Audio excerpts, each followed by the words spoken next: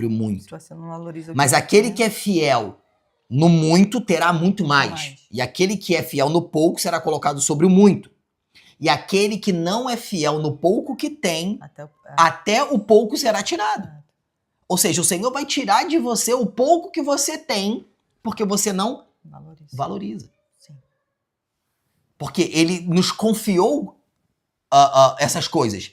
E essa dificuldade da gente entender isso no Senhor faz com que a gente tenha descuidos. E sim, senhoras e senhores, é difícil? Sim, porque se você voltar o vídeo aí alguns minutos atrás, eu estava falando sobre a dificuldade, por exemplo, do cuidado com a minha saúde. Sim.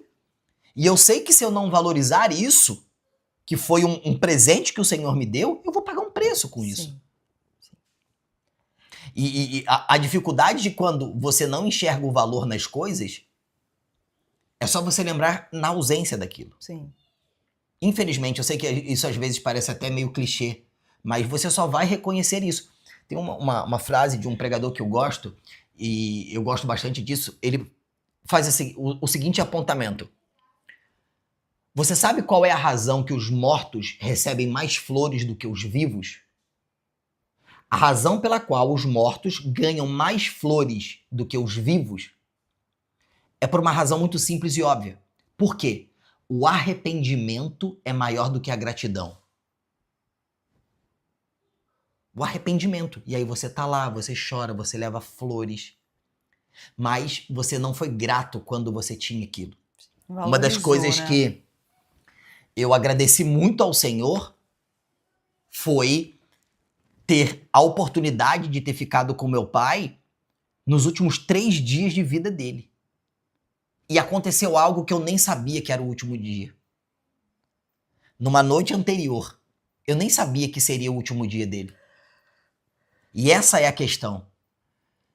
E eu lembro que a gente estava naquele quarto, ele era uma enfermaria, né? Era ele mais uma pessoa, e tinha um outro senhor do lado, e eu estava lá cuidando do meu pai, dormi lá, e eu comecei a falar, conversar com o cara, e aí o cara começou a conversar comigo, e eu comecei a dizer o quanto meu pai era importante para mim. Talvez coisas que eu nunca tinha dito antes. E eu automaticamente, eu confesso isso pra você, automaticamente não, né? Conscientemente, confessando isso pra vocês, eu não sequer sei se um dia eu tinha dito aquilo pra ele, e eu não preparei e planejei nada daquilo que eu tava dizendo. Mas eu comecei a reconhecer o meu pai. Parecia algo que eu não sei explicar. Eu não sabia que era o último dia. Que eu viria a ele com os olhos abertos. Que eu iria conversar com ele. Que eu iria tocar na mão dele. Eu não sabia que aquela seria a minha última conversa com meu pai. Mas eu louvo ao Senhor, porque ela foi a última conversa. Mas talvez foi a conversa que eu precisei ter e que eu nunca tive ao longo da minha vida com ele. Eu glorifico a Deus de não ter hoje a sensação de ter pensado, cara, eu não valorizei, eu não reconheci o meu pai. Eu apenas passei boa parte da minha vida enaltecendo tudo que ele tinha de ruim. Mas eu não consegui perceber que ele me deu o que ele não tinha, ele foi o pai que ele não teve. Ele supriu o que ele tinha falta. Da necessidade dele, ele me deu a abundância que ele nunca teve. Talvez não tenha sido o que eu queria, mas foi o que ele conseguiu me proporcionar. Então, hoje eu olho tanto para ele quanto para minha mãe, e eu falo muito isso. Até hoje eu menciono o meu pai. E eu lembro que uma das vezes que a gente conversou sobre essa questão de valor, a gente tem essa tendência, às vezes, de tipo assim, não, porque meu pai e minha mãe... Não, cara. Não desvaloriza, não desmerece isso. Seu pai pode ter sido uma pessoa talvez horrível. Eu não estou dizendo que você tenha que conviver com pessoas que te fazem sofrer, mas você não reconhecer o valor daquela pessoa pela existência da tua vida, entende?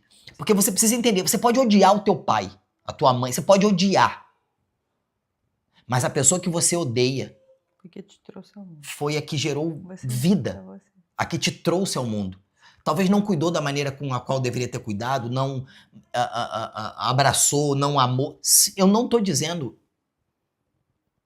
Só que aí existe a nossa capacidade de sermos humanos. E a gente precisa ter esse entendimento. Não é porque eu sofri na mão de alguém que isso anula o meu valor, porque muitas das vezes eu sou mais ferido pelo meu valor e não por aquilo que a pessoa fez. Sim. Então a gente começa a ter uma vida um pouco diferente acerca disso, que é quando você começa a decidir o quanto de permissão você vai dar para os acontecimentos do passado, para os acontecimentos do teu dia a dia, para as pequenas palhaçadas dentro de um casamento, vá minando e destruindo gradualmente, fazendo com que perca o valor. Reclamar. Quantas vezes a gente discutiu sobre isso? De reclamar sobre algo e a gente fala assim, mas se você viu que o prato estava lá, por que você não botou na cozinha? Ou se você botou, você está reclamando por quê? Sim. Não, porque você tem que fazer. Tudo bem, mas eu esqueci. Não, mas... E aí? É isso que a gente precisa entender.